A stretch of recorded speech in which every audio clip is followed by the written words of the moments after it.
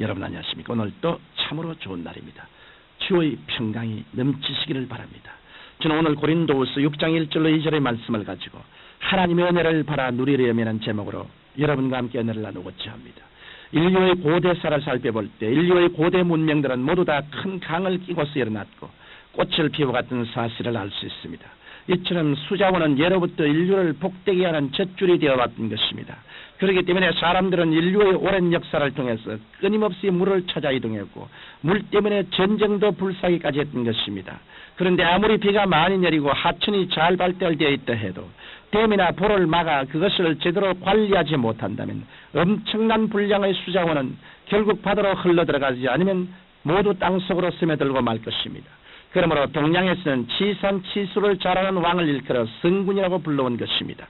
하나님의 은혜도 바로 이와 같습니다. 아무리 하나님께서 막대한 수자원과 같이 엄청난 은혜를 예비하셨다 해도 정작 우리들의 마음의 그릇이 제대로 준비되어 있지 않는다면 모두가 물거품이 되고 말 것인 것이 때문입니다.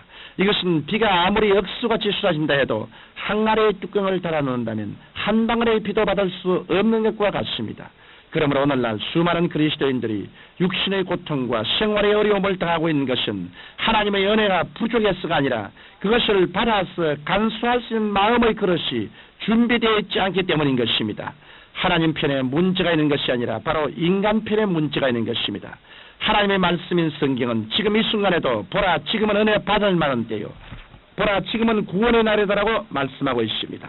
그러면 우리가 마음을 어떻게 준비해야 하나님께서 예비해 놓으신 은혜를 받아 누릴 수 있을까요?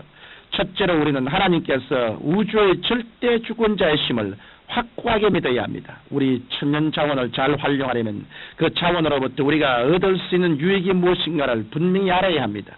예를 들면 물의 힘을 이용해서 전기를 얻을 수 있다는 원리를 알 때 우리는 강물을 막고 발전 시설을 갖추어 전력을 생산할 수 있는 것입니다.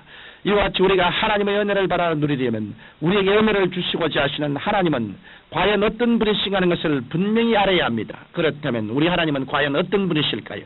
과연 우리 하나님은 어떤 능력을 가지고 계실까요? 우리는 이에 대한 대답을 하나님의 창조 사건과 예수 그리스도의 십자가 사건을 통해서 찾아볼 수 있습니다. 먼저 창조 사건을 통해서 알 수 있는 것은 온 우주 만물을 하나님은 직접 만드시고 통치하시는 분이시라는 사실입니다. 요한복음 1장 3절에 보면 만물이 그로 말미암아 지은 바 되었으니 지은 것이 하나도 그가 없이는 된 것이 없느니라고 기록되어 있습니다. 그렇기 때문에 이 세상에 있는 어떠한 피조물도 하나님의 법칙에서 벗어날 수는 없는 것입니다. 그 다음 십자가 사건을 통해서 알 수 있는 것은 하나님은 상처를 싸매어 주시는 하나님, 곧 구속주 하나님이십니다.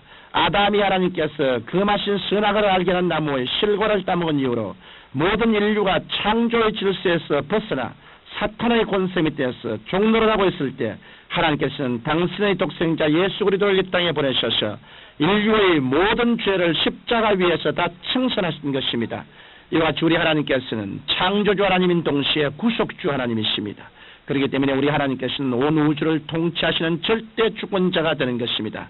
이러므로 우리가 예수를 주로 믿고 하나님께서 우리의 절대 주권자이시라는 사실을 분명히 깨달을 때 우리는 비로소 하나님께서 내려주시는 은혜를 받아 누릴 수 있는 마음의 그릇을 준비하게 되는 것입니다. 둘째로 우리는 하나님께서 전지전능하신 경영자이심을 굳게 믿어야 합니다. 히브리서 1장 3절에 보면 이는 하나님의 영광의 광채시요 그 본체의 형상이시라 그의 능력의 말씀으로 만물을 붙드시며 죄를 정결케 하는 일을 하시고 높은 곳에 계신 위엄의 우편에 앉으시느니라고 기록되어 있습니다.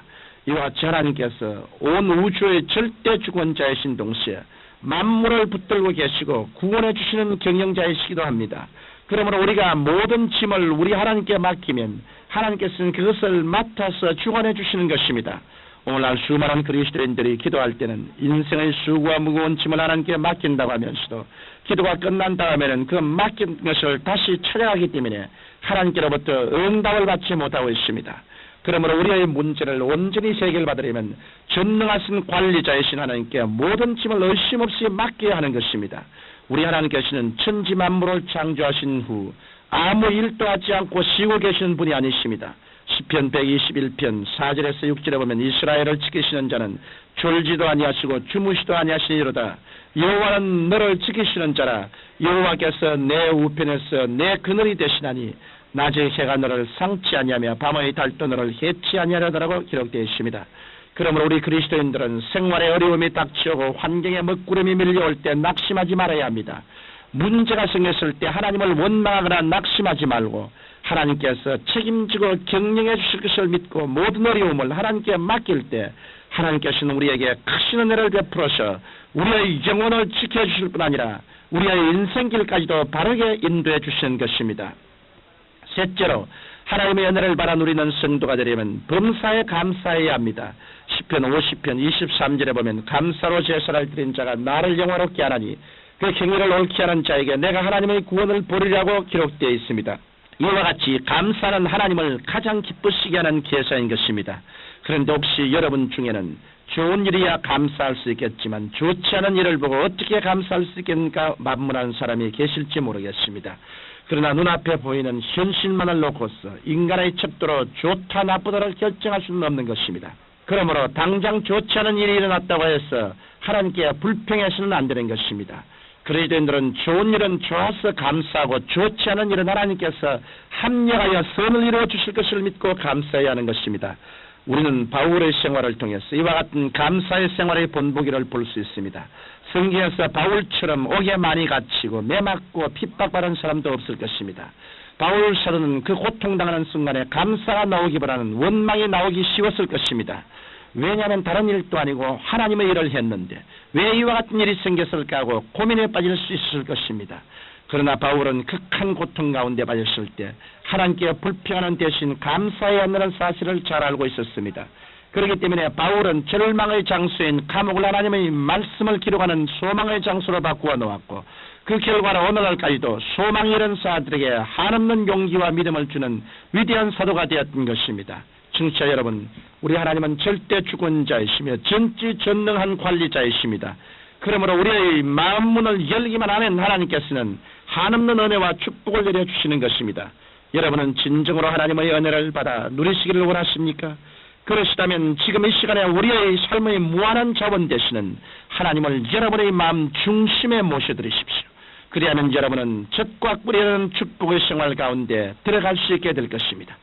사랑이 많으신 우리 아버지 하나님, 주 예수 이름으로 기도하오니 모든 성도들이 우리 하나님을 의지하고 우리 하나님을 생명의 근원으로 삼고 하나님의 풍성한 의와 평강과 희락과 축복을 받게 하여 주옵소서. 예수님 이름으로 기도합니다. 아멘.